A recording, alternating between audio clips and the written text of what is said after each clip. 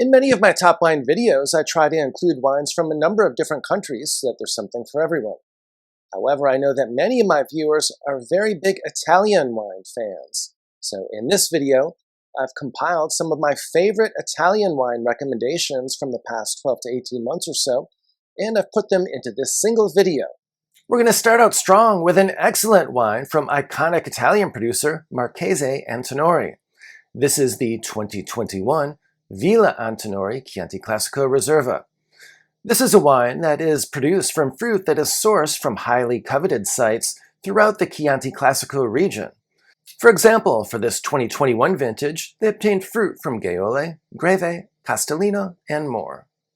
Note that this is not the Chianti Classico Riserva that Marchese Antinori produces from plots that do not go into Tignanello. That's certainly an excellent wine as well, but that one will set you back closer to $50 per bottle. For the Villa Antinori, Marchese Antinori tries to achieve a consistent house style year after year. So if this is a wine that you enjoy, you can definitely rely on it vintage after vintage. They mature this wine in a blend of tonneau and barrique. Tonneau is typically 4 times larger than barrique, and so you won't get quite as much new oak influence from those larger wooden vessels as you would from the smaller barriques. This is a very enjoyable wine that features flavors and aromas of black plum, cherry, leather, licorice, floral notes, and mixed herbs and spices. It's a wine that you can enjoy young, but it will definitely be a little bit better if you can hold off for at least a year or two. They produce around 42,000 cases of this wine, around 7,000 of which are imported in the United States. Located in Lamora, Michele Chiarlo emphasizes sustainable viticulture and meticulous site selection. The result is some of the most elegant wines in Barolo. Michele Chiarlo was pouring 2 different wines at this event, both of which were from the tremendous 2021 vintage. The first wine was called the Tortoniano Barolo. This wine is named after the Tortonian soils that define this portion of Barolo. This wine is a blend of Nebbiolo from several different sites, and it always offers exceptional value at around $50 to $60 per bottle in the United States. Despite its youth, this wine was also surprisingly accessible, with red berry fruit, floral notes, and silky texture. This is a wine that was showing well already, but which is also very age-worthy. In fact, a few years ago, I enjoyed the 2001 vintage, and that wine was still showing well also. You really can't go wrong with this wine, as it offers compelling value at this price point, and it's one you can enjoy on the younger side or age up to 15 or 20 years as well. As much as I enjoy the Tortoniano, I was also very pleased to see that Michele Chiarlo was pouring its 2021 Cerequio. Cerequio is one of the most revered crus in all of Barolo. This is a site that's known for producing wines of both power and finesse. Some of the most prestigious names in Barolo produce iconic wines with this fruit. Michele Chiarlo's expression of the 2021 vintage impressed with flavors and aromas that included cherry, rose petal, and a savory, almost truffle-like quality. This wine had abundant structure, but also impressive acidity and freshness. It's a wine that's meant for long-term aging and will cruise in your cellar for decades. This is a wine I saw selling for right around $100 per bottle or so in the United States. At the $30 price point, a number of wines that I feature on this channel are wines that I've tried at restaurants, sometimes during business dinners when I need to comply with a certain budgetary requirement. Last year, for example, I was at a restaurant in London and I was able to find the 2015 Volte Ornellaia, which is the third wine from Ornellaia. That wine was definitely in a terrific place and showed well with some additional years of bottle aging. A few weeks later, I was in New York and I ordered the new release of Volte Ornellaia. This particular restaurant in New York sold that wine by the glass and also had a reasonable price for the bottle. The new release certainly benefited from a healthy decant and paired extremely well with food. And while I know some people on this channel get mad at me for saying you can enjoy Volte Ornellaia young, I'm not going to apologize for it, as everyone in my group certainly enjoyed the wine, and it opened up nicely after about 45 minutes or so in the decanter. I don't worry too much about vintage variation with Volte Ornellaia, as they generally do a fairly good job with this wine every year. The 2022 vintage is the current release, Interestingly, this wine doesn't have any Sangiovese in the blend, but it's a blend that consists of around 51% Cabernet Sauvignon, 44% Merlot, and 5% Petit Verdot. With some air, this wine is vibrant and expressive, with flavors and aromas that include blackcurrant, cherry, licorice, mocha, floral notes, and mixed spice. This is a well-made wine that's very balanced with ample acidity and smooth tannins. The finish is remarkably long for a wine at this price point. They import around 15,000 cases or so you can definitely track this one down without too much difficulty. This time, my work ethic paid off handsomely, as one of my favorite discoveries from the entire show was the very last wine that I tasted at the end of the consumer tasting right before the doors closed, namely the 2022 Cascina Alberta Barbaresco Giacone. Cascina Alberta is a small boutique producer that emphasizes sustainable farming and low-intervention winemaking. Their wines were fresh and expressive with lively red fruit, floral aromas, and ample acidity. This is absolutely an up-and-coming producer to keep an eye out for. Better still, these wines are still very attractively priced at only around $45 per bottle in the United States. It was not that long ago that the Cascina della Rose wines were selling for this same price point, but now they're selling for more than double this price, and it wouldn't surprise me if the Cascina Alberta wines would double in price within the next 5 to 6 years or so. So it's definitely a good idea to stock up on them while you can at these lower prices. Next up is a wine that offers exceptional quality at this price point. It's a single vineyard white wine, and it was one of the very first single vineyard white wines to be produced, not just in the Veneto, but in all of Italy. The name for this wine means little cavalry, and it's so named because of the extreme difficulty of working the basalt soils in this vineyard, as well as the tortured path required to reach the bottom of the vineyard. The 2022 Pieropan Soave Classico Calvarino has a classic profile. This wine is typically a blend that consists of around 70% Garganega and 30% Trebbiano. Flavors and aromas include lemon, apple, stone fruit, blossom, and wet stone. There's ample acidity and a long, complex finish. This wine is an absolutely magical match with seafood. I should also mention that Pieropan has a very enjoyable entry-level Soave Classico that sells for around $20 per bottle as well. So while that wine doesn't offer near the complexity of this wine, it's definitely not a bad option if you're looking for a more entry-level solution. 2021 is shaping up to be a tremendous vintage for both Barolo and Barbaresco. I got the chance to get a sneak preview of many of these wines a couple months ago, and I was extremely impressed. So the next top wine for $40 a bottle is the Giuseppe Cortese Barbaresco. Barbaresco definitely tends to get overshadowed a little bit by Barolo, but one of my very favorite MGAs from Barbaresco is Rabayat. Unfortunately, many of the single vineyard Rabayat wines can be extremely expensive, particularly so from strong vintages like 2021. Fortunately, however, the Giuseppe Cortese Barbaresco sells for only around $40 per bottle in the United States. The Giuseppe Cortese is a family-owned producer that traces its history back to the early 1970s. It's one of the largest landowners in the Rabayat MGA. Their top wine is the Rabayat bottling, but this Giuseppe Cortese Barbaresco also comes from fruit from Rabayat. It just comes from the fruit that doesn't make the final cut to be included in their top wine. So it still offers excellent quality and some of that Rabayat power and balance that I really appreciate. Giuseppe Cortese is very much a classic producer, so this wine matures for around 18 months or so in large, neutral Slavonian oak casks. This wine features flavors and aromas of cherries, raspberries, licorice, blood orange, and herbs. Comes in at around 14.5% alcohol by volume. It has ample acidity, and the tannins are still a little bit grippy, but will mellow with some additional bottle age. Of course, in addition to this Barbaresco, you should absolutely also consider paying up a little bit for the Rabayat bottling, particularly those of you in Europe who may be able to get that one for closer to the $40 to $50 price point. The next top wine for $40 a bottle is another wine that's a little bit off the beaten path. This is another medium-bodied red, but this time we're on the northern slope of Mount Etna in Sicily. Specifically, this vineyard is around 600 meters above sea level.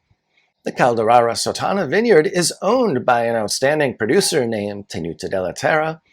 They make an absolutely fantastic wine from that vineyard that's well worth considering, but is beyond the price point for this video. Fortunately, however, there's a 3-hectare subplot for this vineyard that's referred to as Bella Colonna. This particular subplot has some rocky volcanic soils and is planted to younger vines. These younger vines nevertheless produced an extremely highly acclaimed wine that's the next top wine for $40 per bottle, namely the 2022 Tenute della Terre Etna Rosso Anniversario Calerara Sottano Bella Colonna. This wine is 100% Nerello Mescalese. They matured it in a variety of vessels, including French barriques, tonneaux, and casks, only 10% of which were new. This is important because it's extremely easy for the delicate Nerello Mescalese to become overpowered by new oak. This is an impressive mineral-driven wine with descriptors that include red fruit, blood orange, and floral notes. I should caution you, however, when you open this bottle, it's important to be extremely patient as it requires lots of air to show its best. So either make sure that you have an extended period of time in which to enjoy it, or give it a healthy decant before you start to dig in. Located in Serralunga d'Alba, Paolo Manzone is a producer known for crafting structured, age-worthy Barolo that still maintains elegance. Paolo Manzone was pouring 2 different wines at this event, the first of which was the 2021 Miriama Barolo. Miriama is a cru that's known for producing wines with impressive fruit intensity, minerality, and freshness. And so it was with this wine, which featured flavors and aromas of red fruit, violets, and a core of savory herbs. While I don't think that this wine is available in the market yet, it looks like prior vintages are selling for around $79 per bottle, and that's certainly an excellent price for a wine of this quality. The Paolo Manzone vineyards are located in a very prestigious area, and the next wine that I tasted at their booth certainly made this abundantly clear. This was the 2019 Paolo Manzone Barolo Riserva. This wine was an absolute powerhouse that featured more of everything. More intensity, more power, more concentration, and a longer finish. This is a serious, collectible, age-worthy wine that will definitely reward patience and need at least a decade in your cellar, if not a little bit longer than that. I'm not sure that this wine has been distributed broadly yet, but I did find one place in the United States selling it for around $70 per bottle. But it's certainly a wine that I'm going to keep my eye out for, as it was definitely an extremely impressive wine, and one that I knew was one of my favorites from the moment that I tried it. 2022 is an excellent vintage to hunt for good quality Rosso di Montalcino. As with Rioja, Rosso di Montalcino makes an excellent cellar defender, in my opinion. Unfortunately, the price of some of these Rosso di Montalcino wines has been creeping up in recent years. Part of the reason for these price increases for Rosso di Montalcino has been that many producers in Montalcino have been reducing the number of bottles of Brunello that they produce by being more selective with the fruit. So that means that they put some of the fruit that used to go into the Brunello into the Rosso di Montalcino. That increases the quality level of both the Brunello and the Rosso di Montalcino, but it also increases the price for both of the wines as well. Fortunately, however, you can still purchase the 2022 Altesino Rosso di Montalcino for right around $25 per bottle. Altesino is a high-quality producer that's located in Montalcino. It's perhaps more famous for making its high-quality single vineyard wines, but this Rosso di Montalcino is an excellent blend that offers compelling value for the price. This is another wine that you can enjoy immediately, but it will last several years without any difficulty as well. Of course, this is 100% Sangiovese. This is a classic Rosso di Montalcino with flavors and aromas of blackberry, black cherry, cedar, mixed herbs, and mixed spice. It has a smooth finish and ample acidity. They produce around 5,000 cases of this wine, 2,000 of which are imported into the United States. Cascina della Rose is a small family-owned producer that's located in the Rio Sordo area of Barbaresco. This is a winery that I've featured on this channel before. They were not pouring their 2022 Barbarescos yet, because those won't be coming out until later this fall, and they didn't think that they were ready to show yet. Instead, they poured the 2021 Tre Stelle and the 2021 Rio Sordo. These are definitely extremely high-quality Barbaresco wines that are definitely going to improve with some additional bottle age. If you want to try some immediately, you might want to keep an eye out for the 2020 vintage, which is a little bit more accessible and will give you a feel for these wines. But the 2021 vintage is definitely one to put away and age in your cellar for a few years before you enjoy them. You can't go wrong with either one of these wines, but I tend to prefer the Rio Sordo. In terms of pricing, there's a wide range of prices that I've found online, so definitely shop around, as I saw the wine selling for anywhere from $70 to $90 per bottle. If you're interested in wine recommendations, wine collecting strategies, and learning more about wine, please do subscribe to my channel. I've been collecting wine for more than 15 years and also have a level 4 diploma from the WSET. So I have both formal certification as well as substantial practical knowledge from the School of Hard Knocks. The next best value wine is a bit of a throwback wine that the producer makes for those who are young at heart and curious about the forgotten past of Piemonte. The producer makes this wine in accordance with a wine tasting note that dates way back to 1606 from the jeweler of the House of Savoia. This is a lively, energetic wine that's very easy to drink and the perfect choice for a red wine for summer, namely the GD Vira Claire JC Nebbiolo. This impressive wine sells for only around $20 or so per bottle in the United States. To make this wine, they actually bottle it a very short time after fermentation.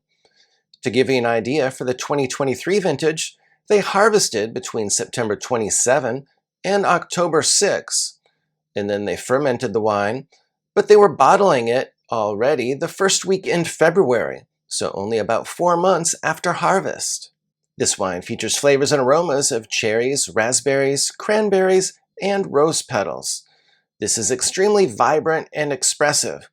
There can be a slight effervescence to this wine as well, given the short fermentation and the quick bottling turnaround time. Valdicava is one of my favorite producers of Brunello Montalcino, and they brought some amazing wines with them this year. They had 2 different wines from the epic 2019 vintage that were pretty special, and both of which received 100-point scores. It's a rare treat to be able to taste these wines, as they don't make them every vintage, and even when they produce them, they make them in fairly limited quantities. Specifically, we're talking about the 2019 Valdicava Madonna del Piano and the Vigna Montesoli.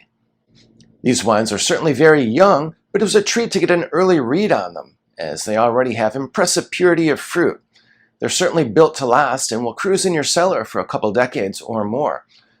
Valdicava also brought the 2020 Brunello di Montalcino, and last week I had the opportunity to attend a Valdicava dinner where I had the 2007, 2013, and 2016 vintages. The 2016 vintage is in a tremendous place right now. I also thought that the 2013 is one that's appropriate to open now, so if you have that in your cellar, you might give it a try. The 2020 will definitely benefit from some additional time in your cellar, but it's already an extremely enjoyable wine. Another thing I've learned over the last couple of weeks is that lamb shank makes an incredible pairing with younger Brunello di Montalcino. The fat from the lamb shank helps to offset the tannins of the younger Brunello, and the wine also has ample acidity that helps to cut through the fat of the meat. Just an absolutely magical match. So if you're ever opening a Brunello that's a little bit on the younger side, you might try pairing it with lamb shank. Damilano is a fantastic producer of Barolo that's also one of the major landowners in the prestigious Canubi MGA. Canubi is a world-class vineyard that has gentle south and southeast facing slopes with excellent sun exposure and drainage. It has perfect conditions for producing world-class Nebbiolo. Canubi tends to be one of my favorite expressions of Barolo because even in their youth, their wines are extremely expressive aromatically and they're also a little bit more soft and approachable than a number of the other Barolo crus, even when the wines are fairly young. So as soon as I entered the tasting, I went straight to the Damilano table and tried the outstanding 2017 Damilano Canubi Riserva 1752 Barolo. This wine received an impressive 98-point score from James Suckling, despite the fact that the 2017 vintage is not the strongest vintage in Barolo. Nevertheless, this wine was incredible. This wine had impressive depth in concentration. It was elegant yet powerful. Flavors and aromas included black cherry, tar, anise, roses, and a smoky minerality. Really an impressive wine.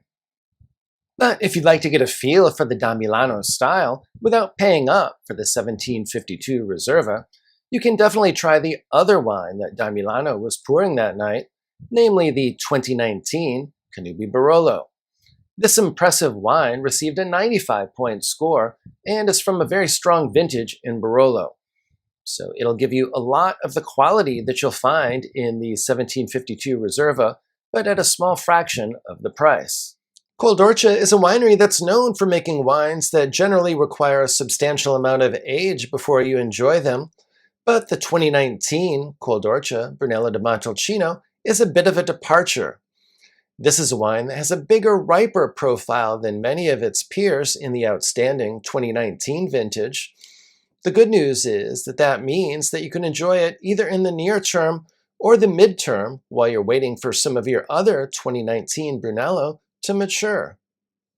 This is a wine that was well received by critics, and it features flavors and aromas of blackberry, cherry, licorice, mixed herbs, earth, and floral notes. It's a wine that was certified organic. If you'd like to learn more about Italian wines, I've published numerous videos on various Italian wine subjects, including Super Tuscan wines, Barolo, Brunello, Chianti Classico, and many more. So if you'd like to check those out, be sure to check out the playlist that's linked above.